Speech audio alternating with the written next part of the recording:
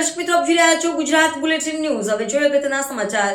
વડનગર તોરણિયા વડ ખાતે આરોગ્ય તથા શ્રીજી સેવા કેમ્પનું આયોજન કરાયું। વડનગર તોરણિયા વડ ખાતે ભાદરવામાં અંબાના પગપાળા દર્શન કરવા યાત્રાળુઓ તથા વડનગરથી આજુબાજુ ગામડાઓથી પગપાળા સંઘ આવતા હોય તેને ધ્યાનમાં લઈને આરોગ્ય વિભાગ તથા શ્રીજી સેવા કેમ્પ, ચા અને ગરમાગરમ સેવના નાસ્તાનો કેમ્પ રાખવામાં આવ્યો છે।